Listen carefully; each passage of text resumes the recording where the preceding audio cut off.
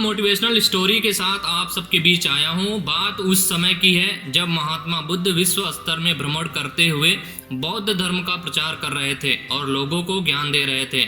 एक बार महात्मा बुद्ध अपने कुछ शिष्यों के साथ एक गांव में भ्रमण कर रहे थे। उन दिनों कोई वाहन नहीं हुआ करते थे, सो लोग पैदल ही मीलों की यात्रा तय करते थे। ऐसे ही गांव में घूमते हुए काफ़ी देर हो गई थी। बुद्ध जी को काफ़ी तेज से प्यास लगी थी। उन्होंने अपने एक शिष्य को आदेश दिया कि पानी लाओ।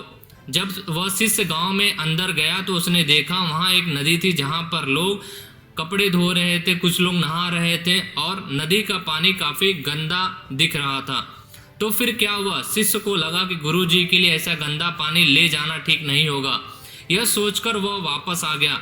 महात्मा बुद्ध को बहुत प्यास लगी थी, इसलिए उन्होंने फिर से दूसरे शिष्य को पानी लाने भेजा। कुछ देर बाद वह शिष्य लौटा और पानी ले आया। महात्मा बुद्ध ने शिष्य से पूछा कि नदी का पानी तो गंदा था, फिर तुम साफ पानी कैसे लाए हो?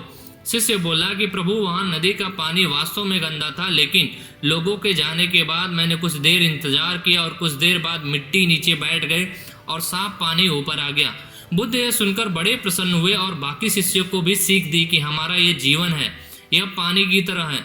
जब तक हमारे कर्म अच्छे हैं तब तक सब कुछ शुद्ध है, लेकिन जीवन में कई बार दुख और समस्या भी आते हैं जिससे जीवन रूपी पानी गंदा लगने लगता है। कुछ लोग पहले वाले शिष्य की तरह बुराई को देखकर घबरा जाते हैं और मुसीबत देखकर वापस लौट आते हैं। वह जीवन में कभी आगे नहीं बढ़ पाते। वहीं दूसरी ओर कुछ लोग जो धैर्यशील होते हैं वो व्याकुल नहीं होते और कुछ समय बाद गंदगी रूपी समस्या और दुख सुख यानी कि आने की जब चेतना होती है और वहीं पर दुख खत्म हो जाता है।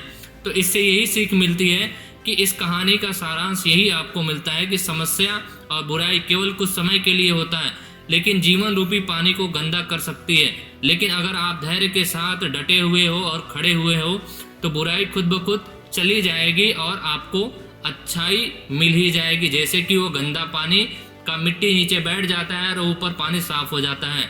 तो ऐसी ही इंस्पायरिंग स्टोरी के लिए हमारे चैनल को सब्सक्राइब करें और हमें सपोर्ट ज़रूर करें।